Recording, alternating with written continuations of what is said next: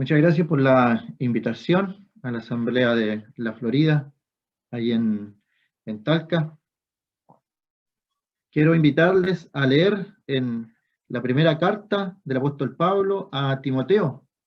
Primera carta del apóstol Pablo a Timoteo.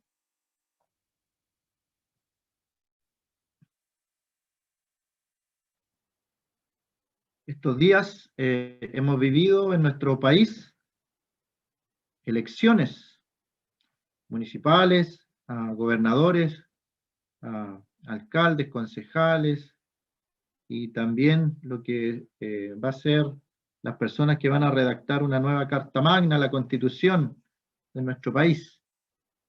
Pues bien, la Iglesia tiene un rol en todo esto, y eso he estado pensando, meditando en estos días, y estos son los textos que aparecen en la Escritura.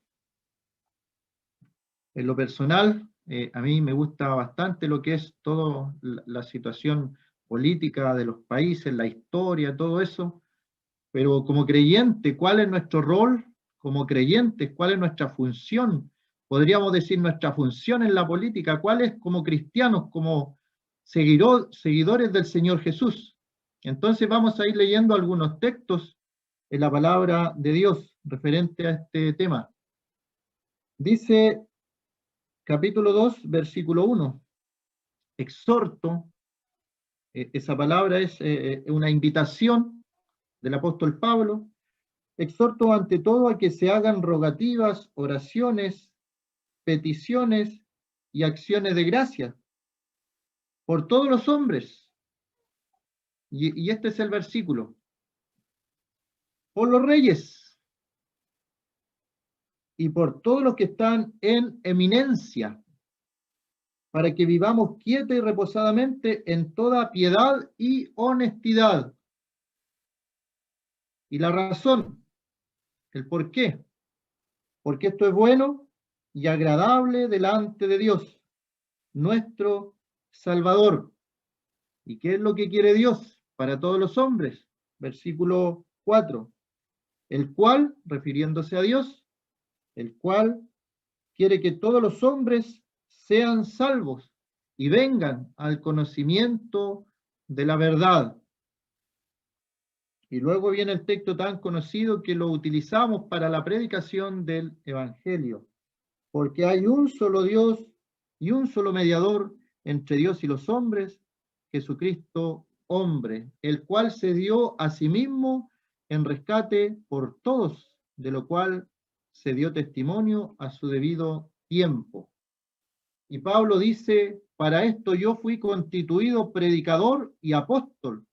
Digo verdad en Cristo, no miento, y maestro de los gentiles en fe y en verdad. Quiero pues que todos los hombres oren en todo lugar, levantando manos santas, sin ira ni contienda.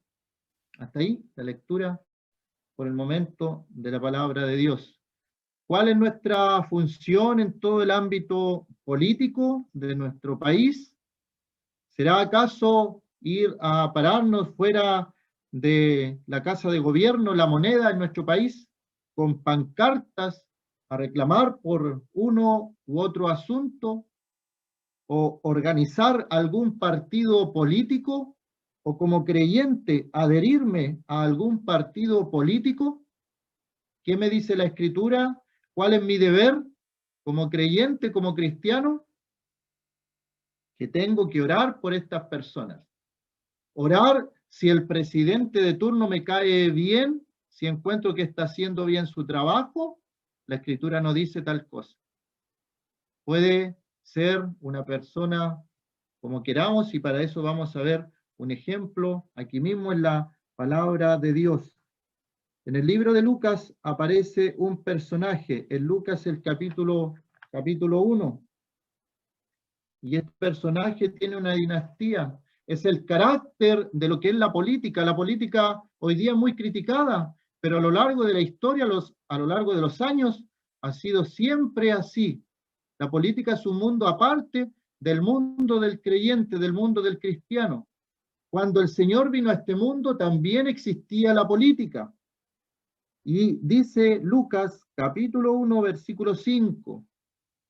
Hubo en los días de Herodes, rey de Judea, un sacerdote llamado Zacarías, de la clase de Abías.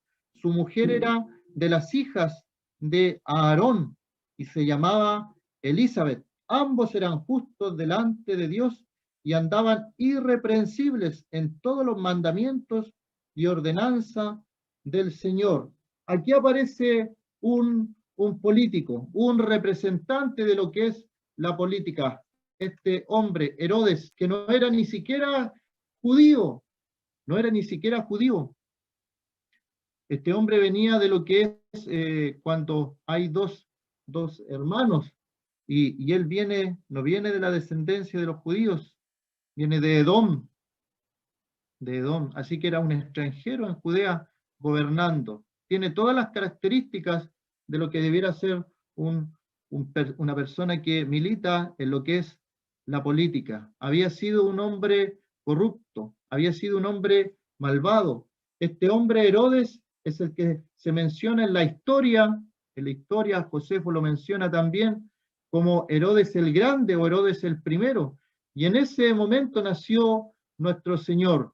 Y este hombre era terriblemente malo, malvado.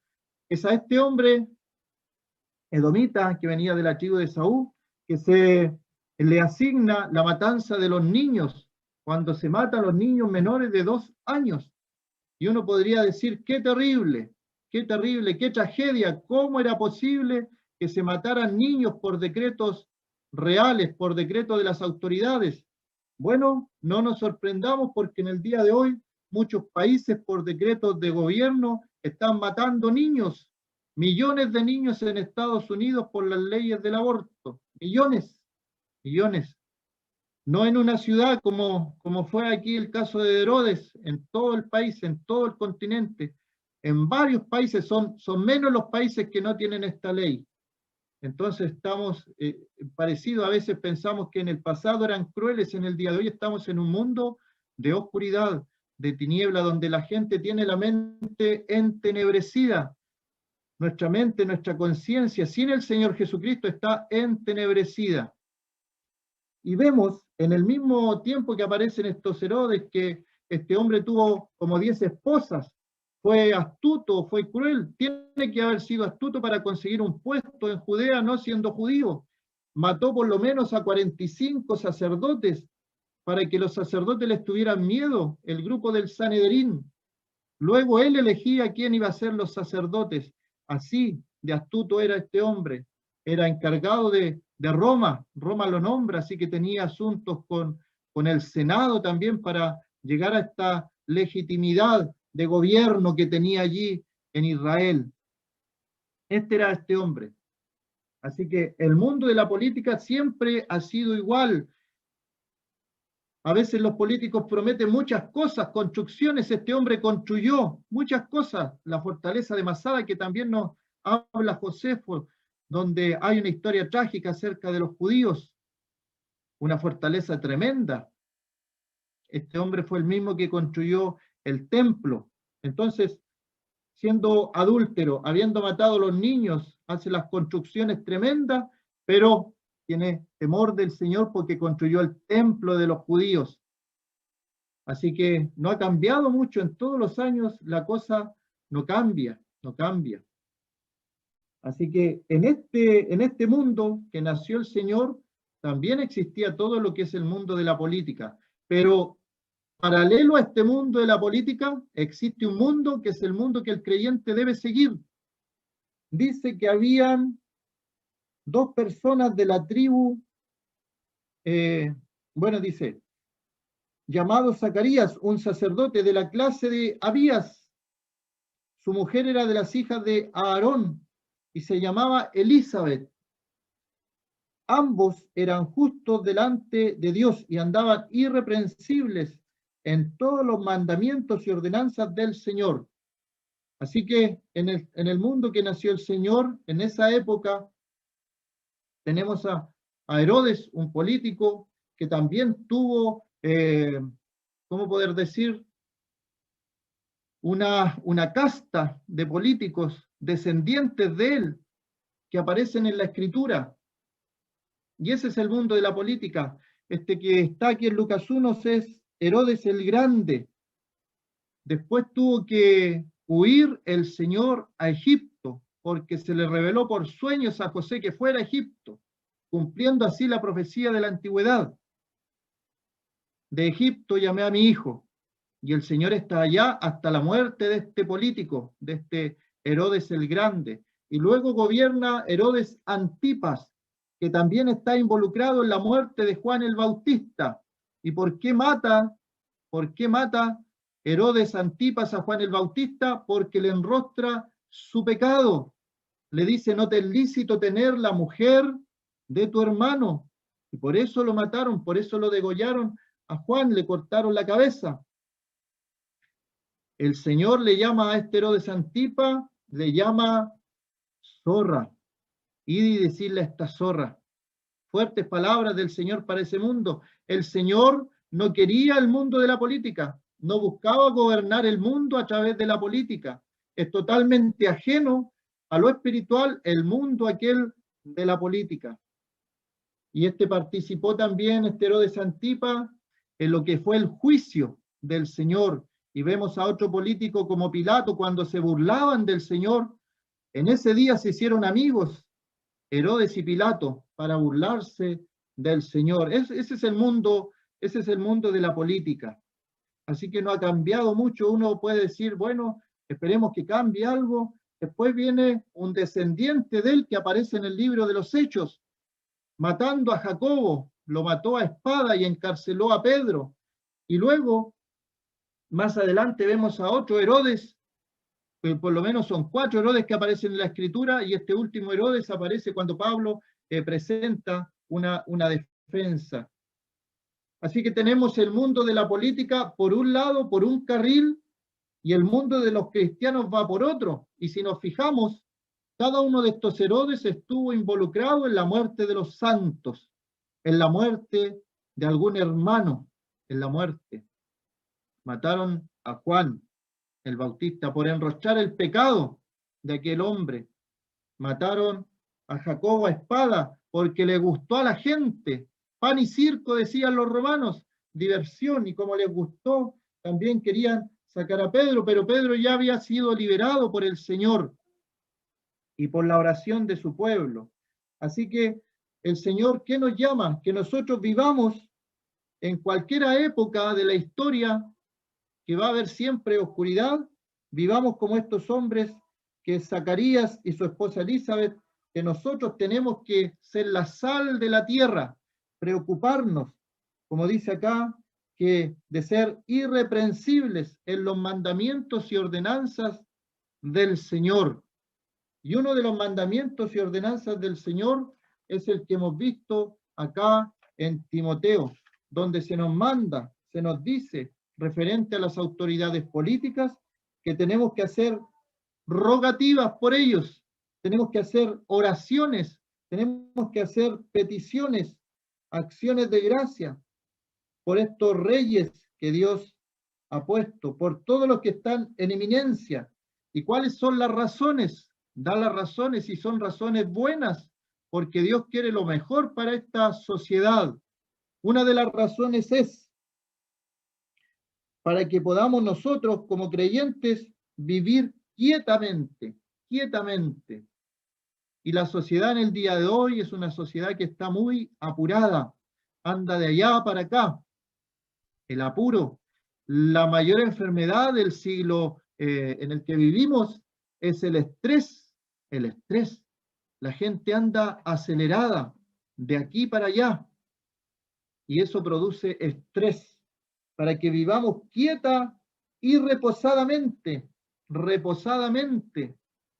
Mucha gente está viviendo asustada, está viviendo con falta de reposo, con falta de lo que dice aquí, con falta de quietud. Lo que menos tiene la gente en la sociedad en el día de hoy es quietud, es calma. No puede vivir en reposo porque tiene miedo que lo pueden asaltar, le pueden robar. puede haber una bala perdida por las bandas de narcotráficos conectadas con las personas en la política, en la policía. Así está nuestro mundo. Y el creyente, ¿qué es lo que tiene que hacer? Es una obligación. No es si yo quiero o no quiero, es una obligación orar por las autoridades, por mis autoridades, porque han sido elegidas por el Señor. Y luego dice, para que vivamos en toda piedad, en toda piedad. La palabra piedad tiene que ver con las cosas divinas, con las cosas de Dios, con la, podríamos decir, con todo lo bueno de Dios, moral, buenas costumbres, como se decía antes, y honestidad, honestidad.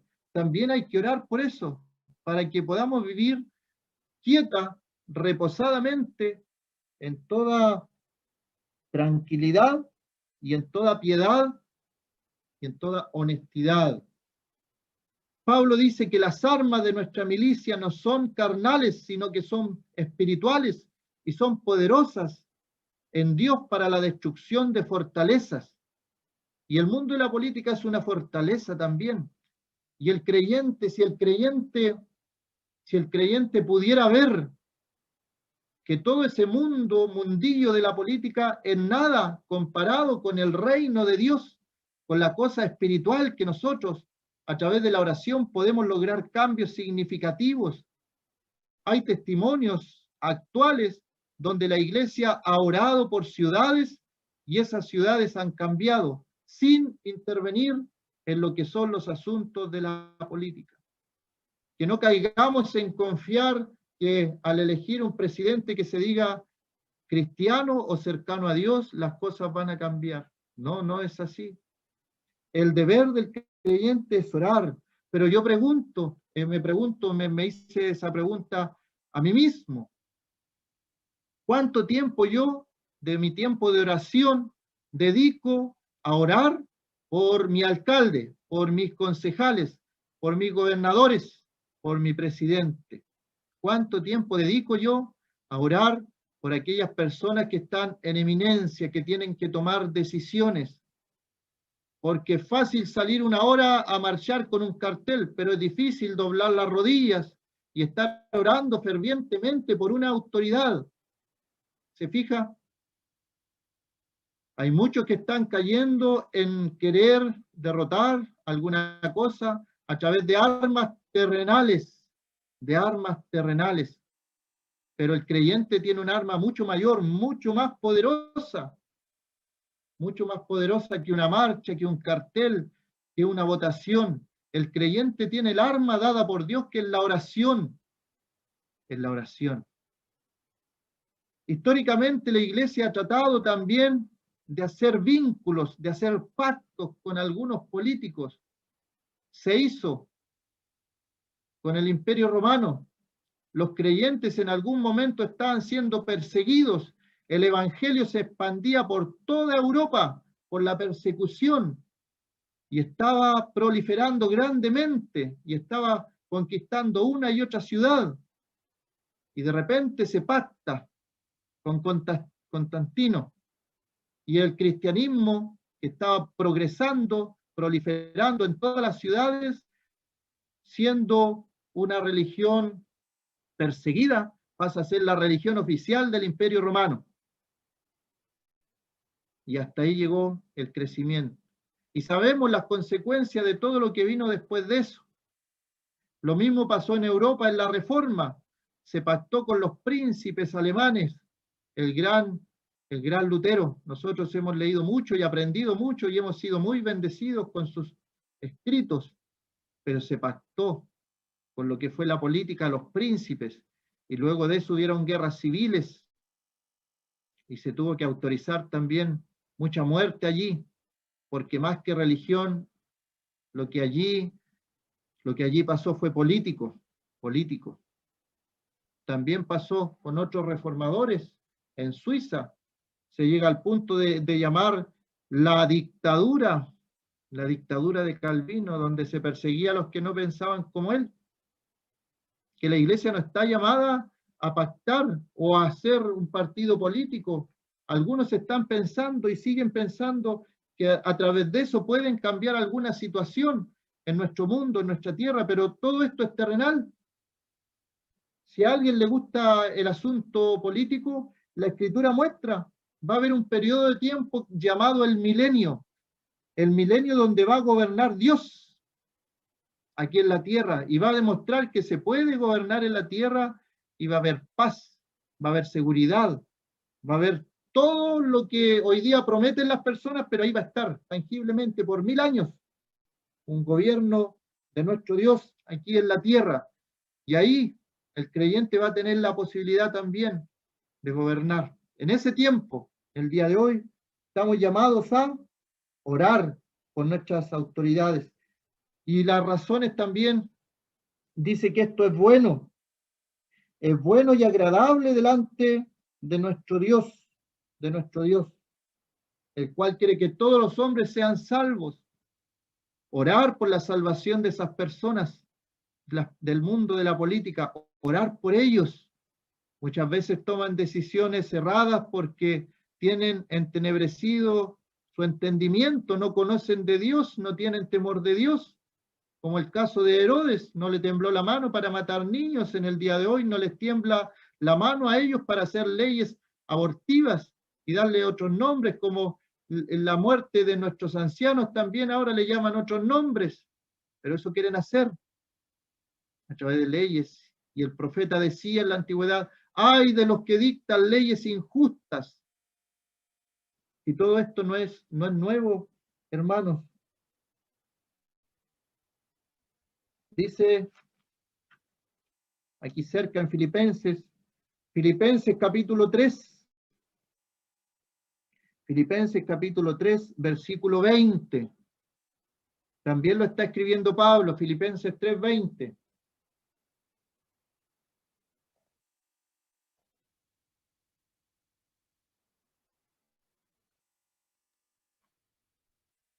Dice, más nuestra ciudadanía. Ahí ocupa una palabra que nosotros entendemos claramente. Y unos se dicen, bueno, yo soy ciudadano con todos mis derechos. Pues bien, el creyente tiene una ciudadanía especial, mas nuestra ciudadanía está en los cielos, en los cielos. Hermanos, si entendiéramos esto, de que nuestra ciudadanía está en los cielos, cambiaría muchas cosas, cambiarían muchas cosas. Nuestra ciudadanía está en los cielos, de donde también esperamos al Salvador, al Señor Jesucristo. El Señor, el curio romano, ese era un título que se le daba al emperador romano.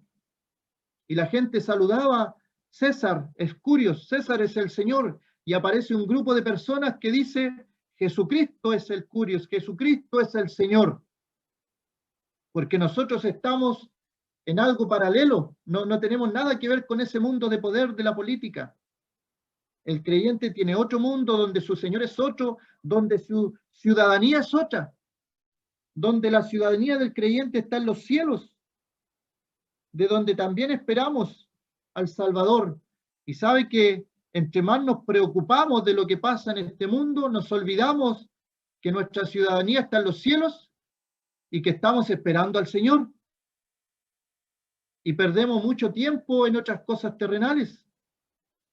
Y hay hermanos que lamentablemente han comenzado a incursionar en el mundo de la política, lamentablemente, y han invertido tiempo, dinero, fuerzas y energía en algo terrenal. Y se han olvidado de que nuestra ciudadanía está en los cielos. Y Colosenses 3, versículo 1, que nos dice, si pues habéis resucitado con Cristo, buscar las cosas de arriba, buscar las cosas de arriba. Y todo eso de la política es de la tierra, no es de arriba. Arriba, vuelvo a repetir, el Señor tiene todo lo que se llama aquí en la tierra los ministerios. Está el ministerio de agricultura, de educación, de salud. En el reino de Dios está todo eso también. Y también debemos prepararnos. A mí me gusta todo eso que de la política. Nosotros como creyentes somos entes políticos, somos seres políticos. pero el Señor nos enseñó de la forma que nosotros debemos influir en la sociedad. Y aquí nos dice que hemos de buscar las cosas de arriba, donde está Cristo sentado a la diestra de Dios. Poned la mira en las cosas de arriba, no en las de la tierra, porque habéis muerto y vuestra vida está escondida con Cristo en Dios. Entonces tenemos allí, como creyentes nosotros, podemos hacer muchas cosas aquí en la tierra, pero si son armas terrenales van a fracasar. Si son armas espirituales como la oración, la intercesión, puede haber cambios y los podemos ver. Y hay testimonios en Google, hay información, ciudades que se han puesto de acuerdo las iglesias para orar, han tenido resultados. ¿Cuánto tiempo dedicamos a la oración por nuestras autoridades, por los que están en eminencia? El Señor también lo dijo conforme a lo que hemos leído aquí en Filipenses, que nuestra ciudadanía está en los cielos. Dice el Señor, mi reino no es de este mundo. Realmente el Señor tiene un reino, pero ese reino no es de este mundo, no es de este mundo. Nuestra ciudadanía está en los cielos. De allá esperamos a nuestro Señor. Nuestra misión en este mundo es ser sal de la tierra, es orar por nuestras autoridades, es orar por los que están en eminencia. La única vez que vemos en la Escritura que no se obedeció a una autoridad escogida o que estaba aquí en la tierra es cuando en Hechos capítulo 4 hay una prohibición de predicar el Evangelio. Y se les dice en Hechos 4, 18, y llamándoles a Pedro y Juan, les intimaron que en ninguna manera hablasen ni enseñasen en el nombre de Jesús, en ninguna manera.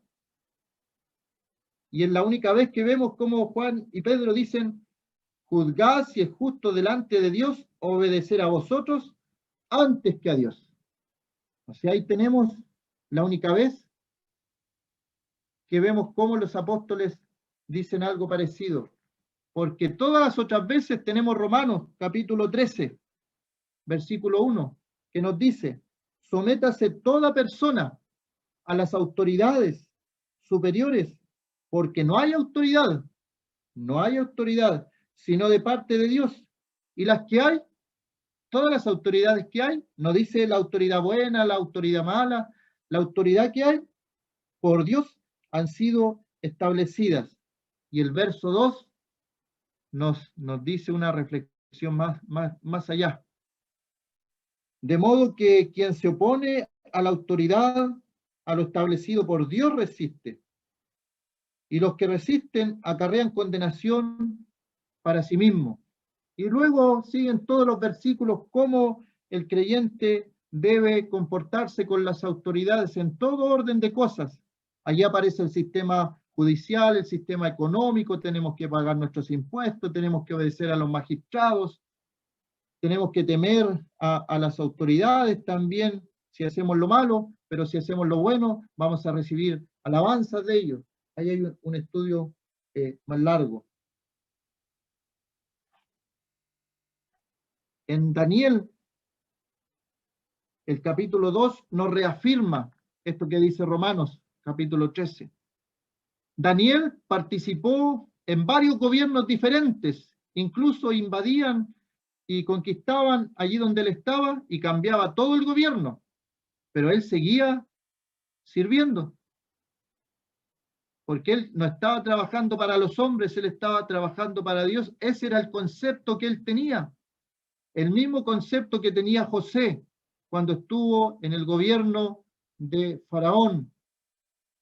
Él sabía que estaba trabajando a Dios, estaba cumpliendo una labor a Dios, y nosotros tenemos que tener ese concepto también. Nosotros somos embajadores en este mundo. Y cuando Pablo escribe que somos embajadores de Dios, el concepto de embajador para el tiempo de los romanos no ha variado mucho hasta el día de hoy, lo que conocemos nosotros como embajadores en el día de hoy. Dice Daniel 2, versículo 21, Él muda los tiempos y las edades, quita reyes y pone reyes, da la sabiduría a los sabios y la ciencia a los entendidos. Él revela lo profundo y lo escondido, conoce lo que está en tinieblas y con él mora la luz.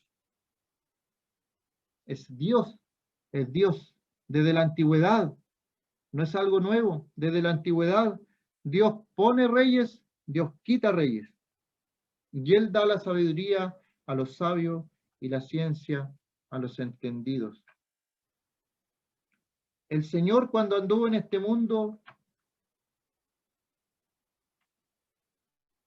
tuvo contacto también con esto de la política. Lo querían hacer rey, pero Él se apartaba en soledad porque sabía lo que pretendía la masa, la multitud.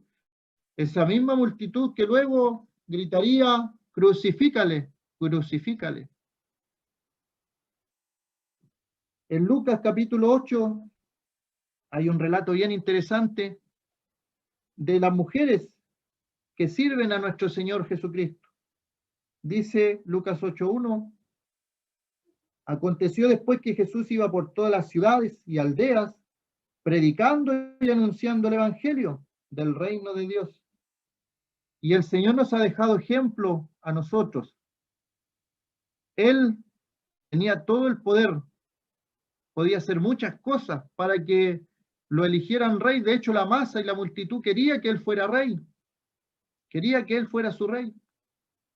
Pero ¿cuál era la función del Señor en este mundo? ¿Qué es lo que andaba recorriendo las ciudades y las aldeas?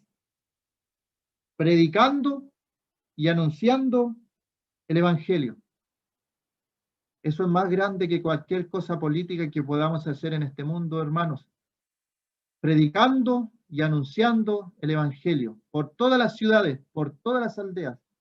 Es lamentable ver cómo personas, bueno, llamándose hermanos, no les da miedo publicar fotos de políticos, hacerle propaganda a políticos, salir a una marcha con políticos, conversarle a otras personas valientemente de cierto político, aunque otros estén en contra de ese político. Y lo hacen valientemente esos hermanos. Pero de la misma forma no conversan del Señor, no predican del Señor. Les da temor, les da miedo. ¿Se fija cómo de a poco nos podemos contaminar con eso? Algunas mujeres, dice el versículo 2, que habían sido sanadas de espíritus malos y de enfermedades. María, que se llamaba Magdalena, de la que había salido 7 demonios. Y este es el versículo para meditar. Juana, mujer de Chuza, intendente de Herodes, y Susana y otras muchas que le servían de sus bienes. Eran mujeres adineradas, eran mujeres con el círculo de poder cerca. Juana, mujer de Chuza, intendente de Herodes. La salvación tiene que llegar a esos lugares, hermanos. Tenemos que orar por esas personas. Y aquí tenemos el ejemplo del Señor, como la predicación del Evangelio, como la enseñanza de la palabra de Dios y del reino de Dios salvaba a las personas. Y esta esposa, mujer de Chuza, que era intendente de Herodes, hemos visto que los Herodes eran políticos malvados. Sin embargo, la esposa de Chuza seguía al Señor, se convirtió al Señor. El poder del Evangelio es poderoso, es poderoso. Tenemos que orar por estas personas, orar por las autoridades. Y un último versículo en Segunda de Corintios,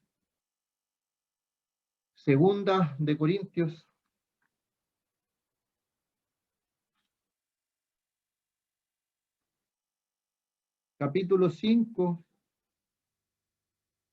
versículo 20.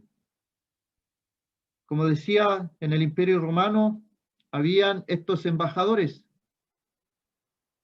que eran enviados a tierras lejanas, representando al emperador de Roma. Estas personas no tenían que preocuparse por qué iban a comer, por qué iban a vestir, quién le iba a proveer su sueldo. Ellos no se preocupaban de eso. Quien se preocupaba de eso era el Imperio Romano, que los había enviado a tierras lejanas a cuidar los asuntos de Roma.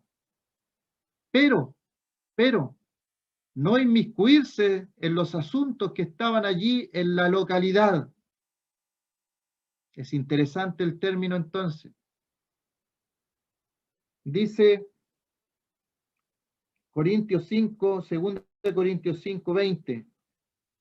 Así que somos embajadores en nombre de Cristo. Somos embajadores en nombre de Cristo. El creyente es embajador en nombre de Cristo. Como si Dios rogase por medio de nosotros, os rogamos en nombre de Cristo, reconciliados con Dios. Y nosotros somos ciudadanos del cielo. Nuestra ciudadanía está en los cielos. Allá está nuestra ciudadanía. Podemos entender también el concepto de que somos extranjeros en este mundo. Nuestra patria está en los cielos. Y aquí en este mundo nosotros somos embajadores. Embajadores. El Señor nos tiene en este mundo como embajadores de su reino. Y el creyente, como decía delante, el creyente es un ente político. Podemos tener una opinión basada en la Escritura, una opinión política. Cuando, por ejemplo, decimos que estamos en contra del aborto, estamos emitiendo una opinión política, porque al decir eso van a decir, usted es de este sector entonces. Pero la Escritura también habla, y Dios habla harto, cuando se abusa contra el jornal del obrero en Santiago capítulo 5. Entonces van a decir, usted de este otro sector. No somos hermanos ni de derecha ni de izquierda. Si buscamos un poco en la Escritura vamos a encontrar el pensamiento de Dios acerca de una sociedad justa. Pero eso va a ser para el milenio. Aquí en la tierra hemos visto. En la tierra tenemos que orar por nuestras autoridades, por los que están en eminencia, porque han sido puestas por Dios. Tenemos que someternos a toda autoridad, porque Dios ha sido el que ha establecido aquellas autoridades. Y tenemos también aquí que tener el concepto de embajadores. Embajadores. ¿Sabe que en una época de nuestro país hubo un embajador que se inmiscuyó en los asuntos de nuestro país? Y lo que pasó con él, de su país, lo llamaron y tuvo que retirarse porque estaba inmiscuyéndose en los asuntos de este país. Y lo cambiaron de inmediato, porque no correspondía que ese embajador de otro país se inmiscuyera en los asuntos nuestros. En lo espiritual es lo mismo. Nosotros tenemos una patria, una ciudadanía en los cielos. Tenemos tantas cosas que hacer por el Señor, por la palabra, por la enseñanza, que no podemos perder tiempo en las cosas terrenales. No podemos dejar de hacer lo espiritual para hacer cosas terrenales. Tenemos una misión. Somos embajadores en nombre del Señor y nuestra misión es la predicación del Evangelio, la enseñanza de la palabra, la oración por los que están en eminencia, por los que nos gobiernan, para que podamos vivir quieta y reposadamente.